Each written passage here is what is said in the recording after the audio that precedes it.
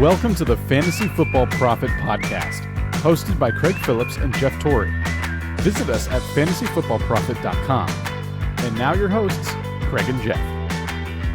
Welcome everyone to the Fantasy Football Profit Podcast. I'm Craig Phillips, joined as always by Jeff Torrey. And today we're talking Week 11 NFL action. Got some good games to go over today. We'll start us off right away. Let's jump into it. Bears-Falcons. Falcons get the win, 27-24. Still some good stuff from Justin Fields in this one, but the Falcons win.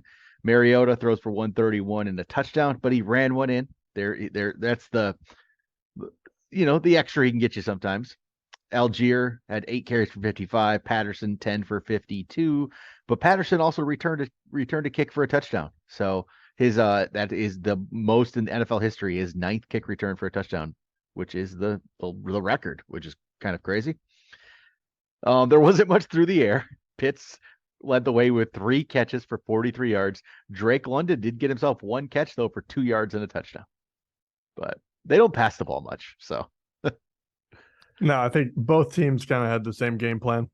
Yeah, Justin Fields on the other side, 14-21, 153, threw a touchdown, threw a pick, but he ran one in and he had 85 yards on the ground. Yeah, he had 18 carries, which obviously I love. So I'm gonna keep playing my man. Yep, and that's what he's gonna. Oh, he left this one though on a cart at the end of the game. They carted him off. We'll see what that what that's gonna mean for next week.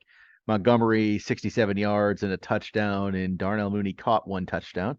David Montgomery did lead the way with 54 yards. Mooney had 4 catches. So nothing there surprised me from that Bears-Falcons game. That's about how that game probably should have gone. Next up, we got Bills-Browns, who played this one in Detroit, actually. Bills win 31-23. Josh Allen throws for 197 and a touchdown. Not really a great fantasy day for Josh Allen. He hasn't been dominating like he was earlier in the year, but they get the win. Singletary runs for 86 yards and a touchdown. James Cook on 7 less carries than Singletary runs for 86 yards. So James Cook becoming kind of involved here, which is crazy to me. He's now involved after they traded for Nyheim Hines. I thought Hines would do something, and Nyheim Hines has been literally non-existent on this team, I feel like. But James Cook, it's kind of interesting to see him starting to play a little bit, but Singletary's doing great, so it's not like he's going to take over for him. I think we're back in the days of multiple running backs and not knowing who's going to do what when. But Singletary did look good. He got the most carries with 18. It does feel like they trust him. So I played him this week. I think he's silently he has actually been a fantasy viable option. So I don't see that changing. But the thing that cracked me up the most is you think that Josh Allen should probably be the big name in this one, but it was Jacoby Brissett actually on the other side that had quite the day. So Jacoby Brissett had a much better fantasy day than Josh Allen. Brissett threw for 3 touchdowns on 324 yards. Really solid there. 2 to Amari Cooper, who caught 8 for 113, and then 1 to Donovan Peoples-Jones, who caught 5 for 61. Peoples-Jones didn't have much at all this game until the very end. So he ended up getting that, and that boosted his numbers a little bit there, I would say. So, but hey, we're about to see Deshaun Watson here very soon. So Brissett playing like he wants to keep the job, but he won't. He cannot. but he won't. So Nick Chubb, this was a really disappointing day for Nick Chubb. 14 carries, 19 yards, but he did catch 3 balls for 48. Made it a little more respectable, but everyone can have a down week, I guess. So Eagles beat the Colts 17-16 right at the end. They were down all game. They barely got the win in this one. Hurts throws for 190 and a touchdown, but he runs one in with 86 yards on the ground. So again, he's just doing well there. Sanders 13 carries, 47 yards. Devontae Smith led the way, 6 for 78, and AJ Brown 5 for 60. Quez Watkins caught a touchdown. Again, not a lot of offense here unless you're Jalen Hurts. Just not a big day from AJ. No. Nope. And I mean, good for Indianapolis. They really held them for the most part. They probably, like you said, should have got the win. They didn't, unfortunately, but man, Philly finding another way to win. But yeah, on the other side of the ball, Matt Ryan, not really too much there, but he almost did enough, but no touchdowns, no interceptions, threw for 213 yards, and he did have one carry for 1 yard. But really, it was Jonathan Taylor, 22 carries today, 84 yards, and a touchdown. So that's good. He also had 3 more catches for 10 yards, but yeah, they bottled him up a little bit. It wasn't a huge yards per carry, but hey, it worked, right? For fantasy. They're actually with Jeff Saturday there, they're running the ball. They're just going to keep running the ball. yeah, I think Taylor's going to have a good end of season. Yeah, and this would have been a huge win for Saturday. So yeah, it's close. I don't know. I still think, Eagles are 9-1. I like the way that they played this one. They would have beat the majority of teams playing like this. And just to finish out, Michael Pittman Jr. did lead the way. 6 receptions, 75 yards, and then Paris Campbell 5 receptions for 67. Alec Pierce 3 for 28, and then obviously from there, lower and lower. So, yep. Not a whole lot of offense all the way through, but it was kind of an interesting game. Just the way that they were playing, and the fact that they took the Eagles all the way to the wire. Right. How about Patriots Jets? Patriots win 10-3 off a punt return for a touchdown with 4 seconds left. That's the way to do it. If you thought last game was boring, man, this at least it had the punt return at the end. Because other than that, it was 3-3 until about 15 seconds left in this game. Mac Jones was 23 of 27 for 246. That doesn't look bad, but it just didn't go anywhere. No touchdowns, no picks. On the ground, Damian Harris looked like the better back in this one. 8 carries, 65 yards. Stevenson had 15 carries, but only turned it into 26 yards with a long of 5. So not much there. Brutal. But he did catch 6 balls for 56, right? We'll give him that. Which actually led the team. So. Yep. Myers then after that was 4 for 52, and Jonas Smith 4 for 40. For the Jets, Zach Wilson 9 of 22 for 77 yards, and he led the team in rushing with 3 carries for 26 yards. Michael Carter 8 for 19, James Robinson 7 for 10. I mean, and with that, there's just going to be no passing game. There's 4 receivers that caught 2 balls. Mims, Moore, Conklin, and Wilson. Mims led the way with 35 yards. That was an ugly football game. And both of these teams are over 500. I don't know what's happening. No. About Saints Rams. Rams fall to 3-7 with a loss, 27-20. It's ugly. I'll say for the Rams side, Stafford left this one with his second. Well, he's in concussion protocol. They didn't actually say if he has a concussion, but if it is, it's his second concussion in like 3 games. That's not good. That's not good at all. He while he was in, he threw for 2 touchdowns, one to Atwell, one to Robinson. Bryce Perkins came in after that. After Stafford left, really didn't do much. Perkins will be interesting. I mean, I would have to assume if it is like Stafford, he had a concussion and he's back in protocol. I have a hard time. He's not going to be playing next week. I can't see that. Wofford was out with an injury as well. If Perkins is the guy, he has some running ability. That's the interesting part there. So he had 5 carries for 39 in this one. So that'll be interesting. Cam Akers led the way, 14 carries, 61 yards. I don't understand this team. Cam Akers, they put him on the bench for weeks. I mean, they didn't dress him for weeks because whatever happened. And then they decide, they didn't trade him. Let's put him back. And now he's the main back. I don't know. Yeah, I mean, I feel like this team is in just hibernation mode. Yeah, we won it last year. For them, thank God they won that Super Bowl last year. Oh man, can you imagine if they didn't win it and then they fell apart like this? I mean, you're gonna have to protect Stafford. You have to protect your leading receiver. You don't know what you're doing with running back. For all we know, they could be just playing Cam Akers, so they have it hopefully creates more of a trade value for him. I have no idea. Yeah. So all the way around, and Robinson hasn't worked out the way they wanted him to. Yeah, LA. I mean, they won the title, but man, that is a fall from grace really quick. For the Saints, Dalton 21 of 25, 263 touchdowns. A really nice day for Andy Dalton. He threw 1 to Olave. Olave had 5 for 102. Juwan Johnson caught another touchdown. I think that's 5 in 5 games for Juwan Johnson at tight end. So that's a very interesting tight end option now for you. And Jarvis Landry caught 1 as well. Kamara had 12 carries for 42 yards and then 4 catches for 47 yards. So he had the 89 total yards, but no touchdowns involved. But Saints, 4-7 after that. How about Lions Giants? Lions kind of handled the Giants in this one. Giants fall to 7-3. Lions are now 4-6. Not out of it. I knew it. I knew it the whole time. Yeah. This is one of them you watch and the Giants or whatever, having such a good season. I mean, they're 7-3 still, and you watch this and you're like, I knew they were fake. I knew right. it. Lions just handle them, right? So Goff 17-26, 165, no touchdowns, no picks. He didn't have to do it. It was on the ground today. Jamal Williams 17 carries, 64 yards, and 3 touchdowns. DeAndre Swift only 5 carries for 20 yards, but he did get a touchdown. It is Jamal Williams right now. That's who they feel comfortable with. And Swift, it's going to be hard for him to get a big workload. Why? It's working right now. With Williams. I mean, once again, he's this year's James Conner. They're just going to give him a ton of touchdowns, and that's what it's going to be. He's not great. He's not a great running back. He was a good backup running back. That's what he's always should have been. But it's working right now. St. Brown led the way with 7 catches for 76 yards, but the Lions got a little win streak going now.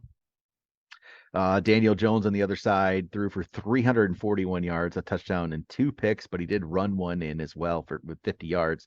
Saquon, 15 carries, 22 yards.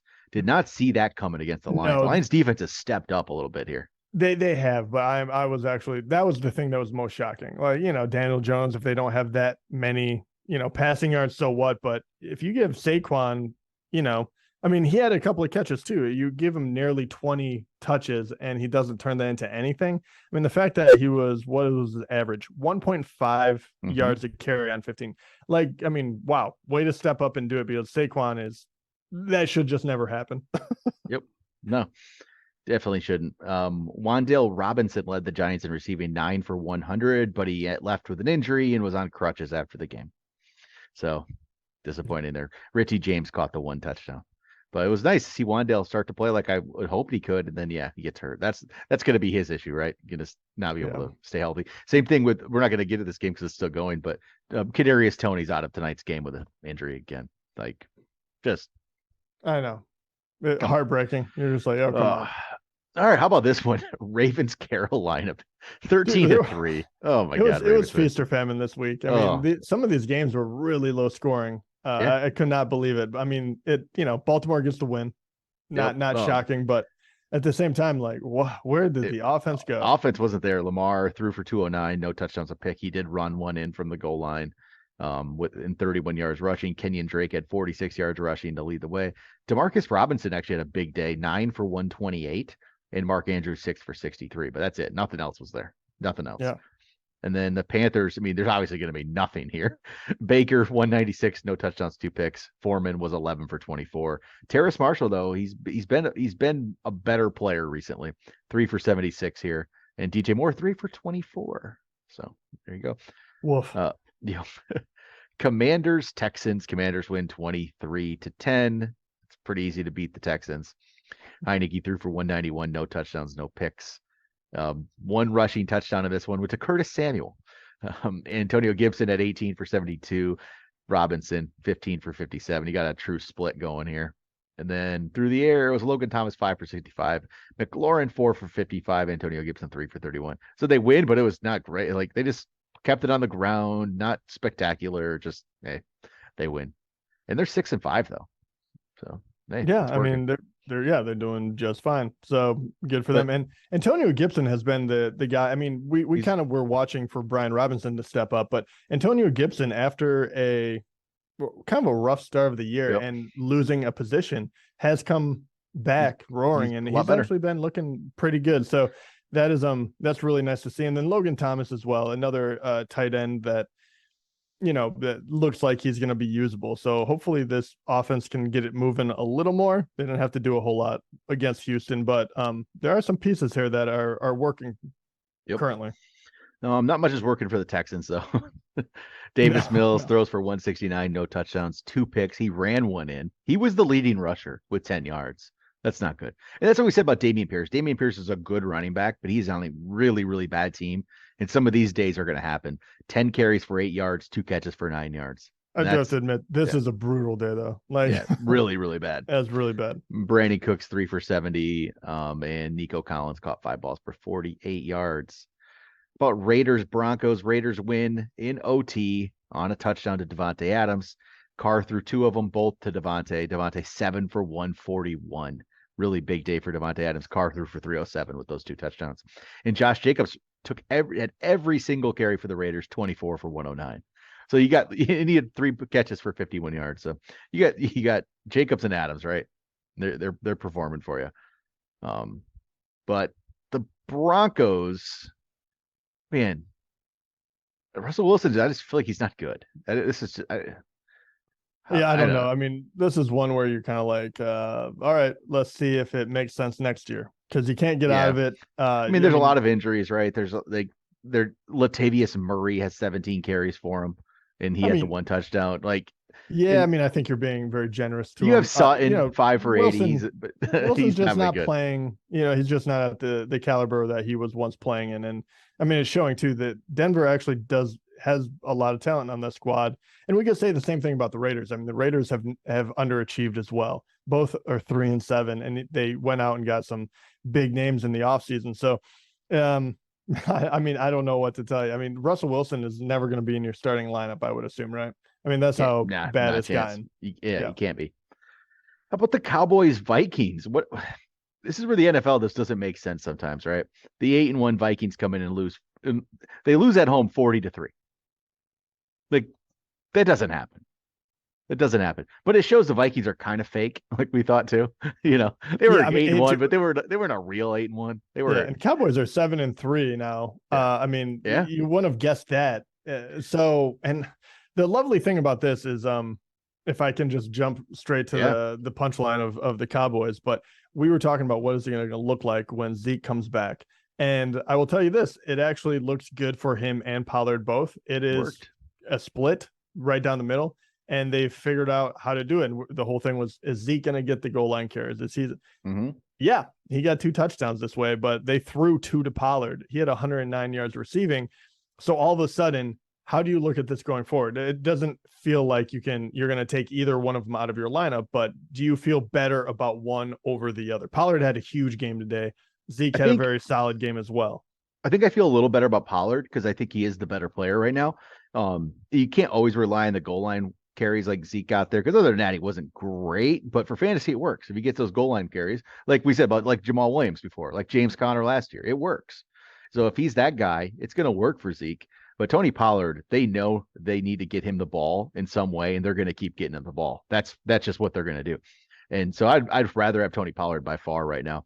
But Zeke is definitely usable. Like, I mean, if you're going to get touchdowns, that's great. Yeah, if they're going to give him those, I mean, you're going to vulture a touchdown here and there, and that's going to work out very, very well for you. Yep. So Dak was 22, 25, 276, those 2 touchdowns, both to Pollard. Pollard ran for 80, up Zeke for 42, and CeeDee Lamb had 5 for 45. For the Vikings, you're not going to see much here because it was ugly. Cousins threw for 105, no touchdowns, no picks. Cook did run the ball 11 times for 72 yards, but they were down so much they couldn't keep running. Hawkinson 5 for 34, and Jefferson 3 for 33. Thielen 2 for 25. Just not sure what happened here, but it probably doesn't matter. In the NFL, they could bounce back and win 40-0 next week. Like, it's just how it plays out. It's kind of funny too. I have to believe that it was just you falling off a cliff after having a huge win last week. You wouldn't think that, in the NFL, there would be that big of like emotional highs and lows, but it just shows you athletes are athletes, and this is what can happen. And Dallas is not a bad team. So, they got steamrolled. All right. Final one, Bengals, Steelers. Bengals win 37-30 behind Joe Burrow's 355 and 4 touchdowns. 3 of those touchdowns, of course, went to Samaje Perine, which no one was playing. So Mixon leaves this game with a concussion. Perine comes in. He only had 11 carries for 30 yards, but he had 4 catches for 52 and 3 touchdowns. That's unreal. Like, so yeah, Burrow throws 4 touchdowns, and there are 3 of them to Perine, and the other ones, of course, to Trenton Irwin, right? Trenton Irwin. Of course. Who wasn't playing Trenton? Yeah, Trenton Irwin. I will admit I'd never heard of Trenton Irwin. So and Higgins had 9 for 148. Mixon was 7 for 20 before he left. We'll have to see what that means for next week within the concussion protocol now.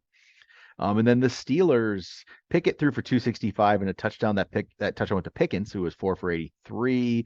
Freiermuth 8 for 79. But Najee's starting to play a little better. 20 carries, 90 yards, 2 touchdowns in this one. So that's a couple weeks in a row where he's looked better, right? With 20 carries. Last week was 20 carries for 99. This week's 20 for 90 with those 2 touchdowns. So after the bye, they've decided they're going to get in the ball a little more, and he's playing all right. So Yeah, he's back in the picture from me. I was benching him actually for quite a few games, and this was another one I benched him because I had a better option. But after this, but now I'm it's kind of getting back into it, and Pickett is starting to look a little bit better. They can move the ball, and I'm feeling a little bit better about Pitt, even though the Bengals, sometimes are left a little wanting on defense. But we'll see. I think it'll be definitely a defensive matchup for Najee, but he will see my lineup here in the next couple of weeks for sure. All right, that's it for week 11. Again, I feel like it's 11 weeks in. I don't know much yet. I don't know. This has been a weird year, man. We're just playing this year to figure out next year. I don't know. Najee now can play. Up and down. I don't know. It's crazy. Josh Allen isn't that great right now in fantasy, but Jacoby Brissett is. Yeah. I don't know, man. The interesting one too is the injuries. People coming back now. People obviously just getting hurt. But Hollywood Brown is going to be coming off the IR here. Elijah Mitchell. He'll probably play next week. Brown should. Elijah Mitchell came back and immediately got a bunch of carries. We'll see how that turns out, obviously. And obviously anyone that left to today's games, hopefully nothing serious, but there was a few that could really throw a wrench in your plans. Definitely. All right, though. That'll do it then. We'll talk to you guys at the mailbag. So get those questions in for the mailbag episode on Wednesday. Or probably Wednesday. We'll see. But all right, talk to you guys then.